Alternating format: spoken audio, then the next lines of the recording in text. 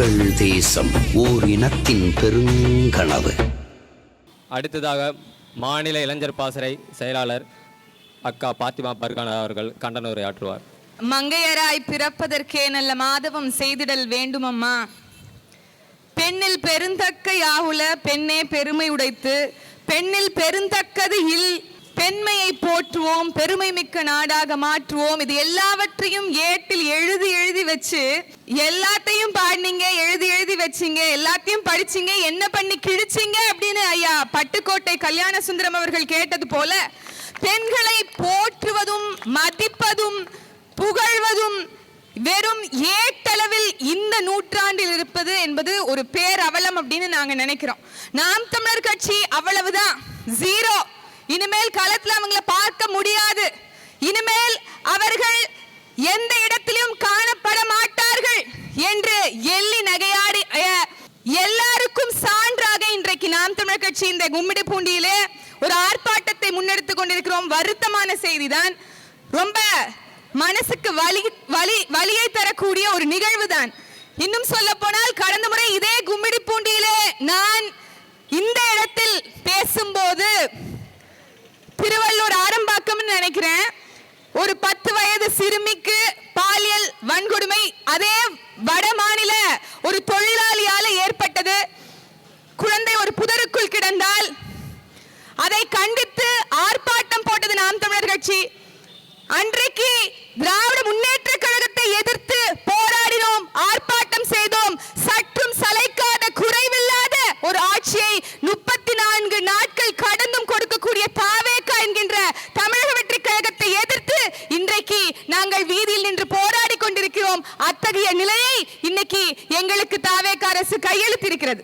நாங்க தான் மாற்று சக்தி, நாங்க தான் தூய சக்தி. எங்களுக்கும் திமுகவுக்கும் மட்டும்தான் போட்டியே. எதுல? இப்படியா? 34 நாட்கள்ல 207 பாலியல் வன்கொடுமைகள் இந்த மண்ணில் நடந்திருக்கிறது. 207 வன்கொடுமைகள். உண்மையா சொல்லணும்னா திமுக ஆட்சியில கூட 34 நாட்கள்ல இவ்வளவு தூரம் பிரச்சனைகள் நடந்திருக்குமான்னு தெரியல. இந்த 207 பாலியல் வன்கொடுமைகள்ல கிட்டத்தட்ட 60க்கும் மேற்பட்டோர் தாவேகாவை சார்ந்த குற்றவாளிகள் என்பது குறிப்பிடத்தக்கது. நீங்க எந்த விதத்துல மாற்று, நீங்க எந்த விதத்துல தூய சக்தி, எந்த விதத்தில் தூய சக்தி என்பதை நீங்கள் சொல்ல வேண்டும். இவங்களுக்கு என்னங்க தெரியும்? இவங்களுக்கு என்ன தெரியும்? ட்விட்டர்ல கட்சியை தொடங்குவீங்க, தெருவுக்கே வர மாட்டீங்க, என்ன நடக்குது, என்ன மக்களுடைய நிலை ஒன்னும் தெரியாது. தேர்தலுக்கு வந்து ஒரு கேம்பெயின் அப்படிங்கிற எந்த இடத்துலயும் வீதிக்கு வீதி இறங்கி மக்களுக்கு போய் எங்களுடைய திட்டங்கள் என்ன, எங்களுடைய ஆட்சியின் வரைவு என்ன அப்படின்னு எந்த விதத்திலும் எங்கேயுமே மக்கள் கிட்ட போய் பிரச்சாரம் செய்யல. வீட்டுக்குள்ள இருந்து, அறைக்குள்ள இருந்து, வெளிநாடுகள்ல இருந்து ஆட்களை வாங்கி, பாட்டுகளை வாங்கி நீங்கள் சமூக வலைத்தளத்தில் புரட்சி செய்து விட்டால் இங்கே மண்ணில் புரட்சி வெடித்து விடுமா? இங்கே நடக்கக்கூடிய சட்ட ஒழுங்கு சீர்கேடுகளுக்கு தானே மாற்று தேவை என்று நீங்கள் சூளுரைத்தீர்கள். அதை சொல்லித்தானே வந்தீங்க. இங்க எங்களால பொறுக்க முடியல, பார்க்க முடியல. அவ்வளவு கேடுகெட்ட ஒரு நிர்வாகத்தை இந்த திமுக கொடுத்து கொண்டிருக்கிறது. சொன்னது நீங்க. நீங்க என்ன செய்திருக்கிறீர்கள்? 67 படம் நடித்ததை தவிர்த்து பஞ்ச் டயலாக் சொன்னதை தவிர்த்து என்ன பண்ணிருக்கீங்க? இப்போதும் வந்து அதே பஞ்ச் டயலாக்ஸ் தான் சொல்லிட்டு இருக்கீங்க. பெண்களின் கண்ணீருக்கு பின்னாடி தமிழ்நாட்டு அரசு அமைதி காக்காது. இந்த பஞ்ச் டயலாக் சொன்னதும் நம்மளுடைய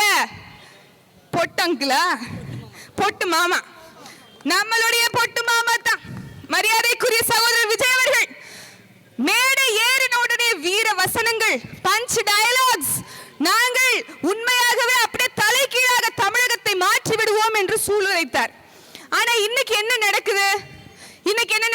சட்டமன்றத்துக்குள்ள போனா உண்மையாவே அவர் என்னென்னலாம் திரும்ப சொன்னார் மேடையில் ஏறணும்னு? என் வாயில ஏதாவது வந்துரும், என் வாயை கிளப்பாதீங்க, ஏன் அது வரவே மாட்டேங்குதுன்னு தெரியல. சட்டமன்றத்துக்கு போனோன்னு அக்கா கேட்ட மாதிரி வாய்க்குள்ள என்ன இருக்குன்னு தெரியல. அவ்வளவு அமைதி.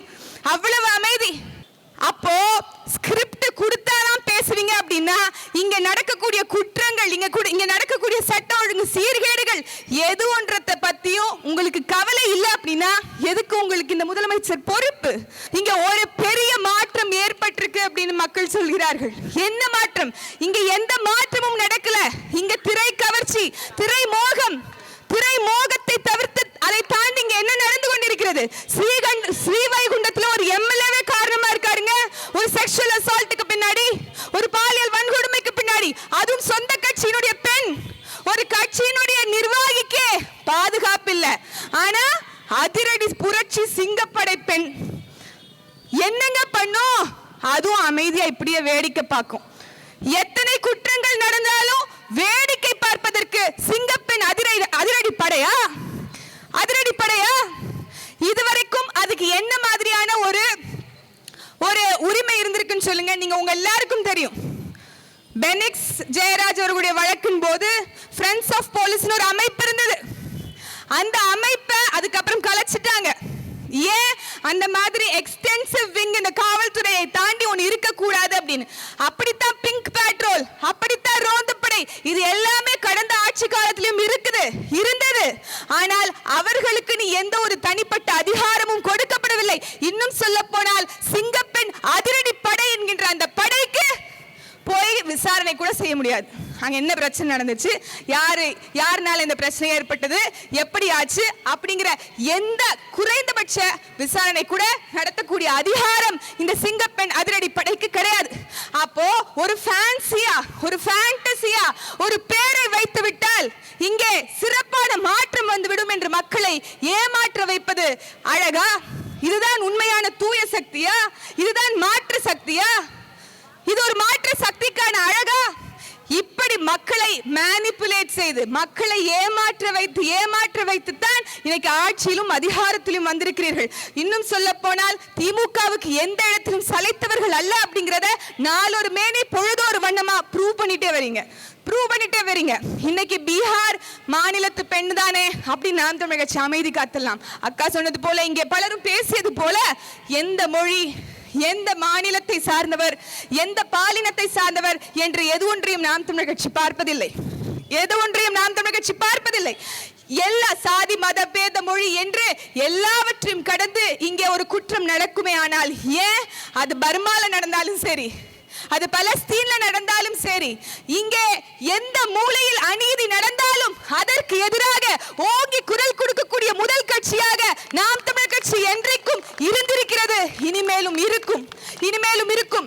ஏன்னா நாங்க ஒன்னும் காசுக்காக, பதவிக்காக நாளைக்கே அமைச்சர் ஆயிருவோம், நாளைக்கே எம்எல்ஏ ஆயிருவோங்கிறதுக்காண்டி இந்த கட்சிக்குள்ள இல்ல. கிட்டத்தட்ட 16 ஆண்டு காலம் முடிந்தது. ஒவ்வொரு முறையும் 5 பொது தேர்தல்களிலும் தோல்வியை மட்டுமே நாம் தமிழ் கட்சி சந்தித்திருக்கிறது. எங்க மூஞ்சில எதையாவது தோல்வியை பார்த்திருக்கீங்களா? வலிய பார்த்திருக்கீங்களா? இந்த தேர்தல் எல்லோருக்கும் பெரிய ஏமாற்றம். ஏன்? திமுகவுக்கும் ஐயா ஸ்டாலின் அவர்களுக்குமே பெரிய ஏமாற்றம் தான். ஆனால் எந்த இடத்திலும் நாங்கள் தோய்வுற்றதில்லை. காரணம் என்ன? எங்களுக்கு கற்பித்த தலைவன் அப்படி, எங்களுடைய தலைவன் வழிவந்த என் தாய்மாமன் சீமானவர்கள் அப்படி. அவர் வழியில் நாங்கள் நேர்மையாக, உண்மையாக இந்த மண்ணில், இந்த களத்தில் மக்களுக்கு எந்த இடத்தில் அநீதி ஏற்பட்டாலும் அவர்களுக்காக குரல் கொடுப்போம், தார்மீகமான குரல் எழுப்புவோம் என்ற தார்மீகத்தோடு இங்கே இந்த மண்ணில் உங்களுக்காக நிற்கின்றோம். இன்னொரு முறை இந்த மாதிரி குற்றம் நடந்துடக்கூடாது. வீரவசனம் வெறும் படத்துல பேசக்கூடாது. இங்கே இந்த களத்திலும் ஐயா காரைமைந்தன் அவர்கள் சொல்வதுதான், அரசியல் நடிப்பானதால் நடிகர்களுக்கு அரசியல் எளிதானது அப்படிங்கிற கூற்று இன்றைக்கும் மெய்பட்டிருக்கிறது. அவர் நடித்துக் கொண்டே இருக்கிறார். அவருக்கு சொல்லணும், தமிழ்நாடு என்பது சினிமாவின் டைட்டில் அல்ல, சினிமா அல்ல, அது திரைப்படம் அல்ல, இது திரைக்கதை அல்ல. உங்களுக்கு வசனம் தான் எழுதி கொடுக்கறாங்க, புரியுது. ஆனால் கொஞ்சம் உங்களுக்கு மனசாட்சி அப்படின்னு இறைவன் படைத்திருப்பான். கொஞ்சம் சிந்திச்சு பாருங்க. மனிதர்கள் போல உங்களுக்கும் ரத்தமும் சதையும் இருக்கும். இங்க நடக்கக்கூடிய அநீதிகள் என்ன அப்படிங்கறத ஆழ்ந்து கவனிங்க. இங்க என்ன இருக்கு, என்ன ஈகோசிஸ்டம், எப்படிப்பட்ட ஒரு நிர்வாகம், ஆட்சி அமைக்கப்படணும் அப்படிங்கறத கொஞ்சமா அதை அனலைஸ் பண்ணுங்க, அதை புரிந்து கொள்ளுங்க, அதை குறித்து கொஞ்சம் தேட செய்யுங்க. உங்களுக்கு எதுவுமே தெரியலன்னா பிரச்சனை இல்லை, தெரியல ஆனா அதை பத்தி நான் போய் தேடவும் இல்லை, அதை பத்தி நான் கத்துக்கவும் இல்லை, அதை பத்தின மாற்றத்தையும் நான் ஏற்படுத்த மாட்டேன் அப்படின்னா அதுதான் இந்த தமிழ்நாட்டு மக்களுக்கு நீங்கள் செய்யக்கூடிய மிகப்பெரிய அநீதி, துரோகம் என்பதை நீங்கள் நினைவில் ஏற்றுக்கொள்ள வேண்டும். இங்கே ஏற்கனவே குறிப்பிட்டவர்கள், இன்னும் சொல்ல போனால் பெண்ணாகரம் வேட்பாளர் நினைக்கிறேன், மைக் 2-3 நாளைக்கு முன்னாடி பயங்கர ட்ரெண்டா போச்சு. எல்லாரும் போய் அவர் எலெக்ஷன் கேம்பெயின்ல போய் கேட்கும்போது பேசும்போது ஒரு வார்த்தை அவருடைய கட்சியினுடைய சொந்த சின்னமான விசிலை கூட அவருக்கு சொல்ல தெரியல. ஆனால் அவருக்கு 81,250 மக்கள் வாக்கு செலுத்தியிருக்கிறார்கள் என்று நினைக்கும் போது என் தமிழ்நாட்டு மக்கள் எங்கே எந்த மூலையில் சென்று கொண்டிருக்கிறார்கள் என்ற வேதனையும் கவலையும் ஒரு 30 வயது பெண்ணாக எனக்கு இருக்கிறது.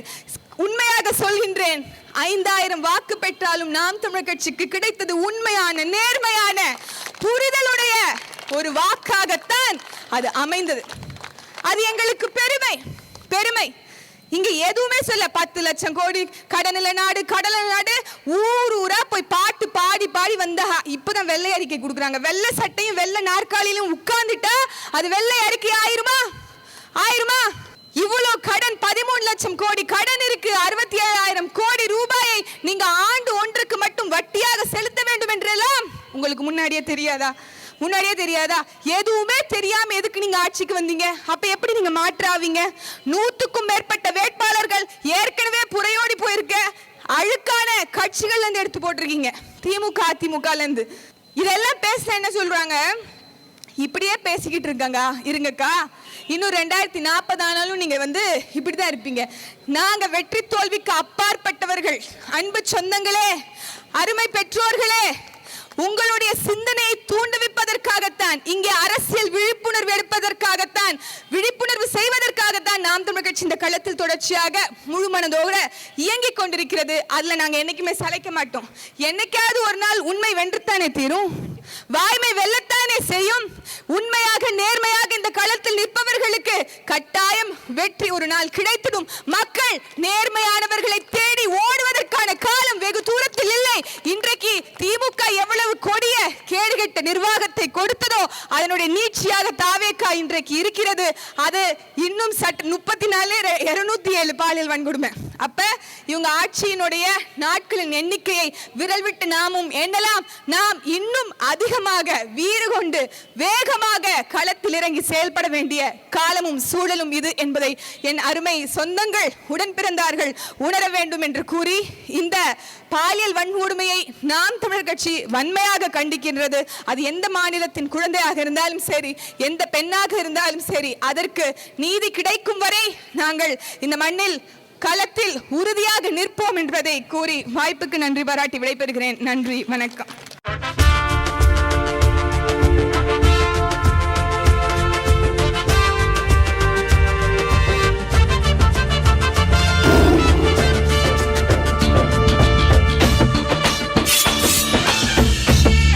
எங்கள் தேசம் ஓர் இனத்தின் பெருங்கனவு.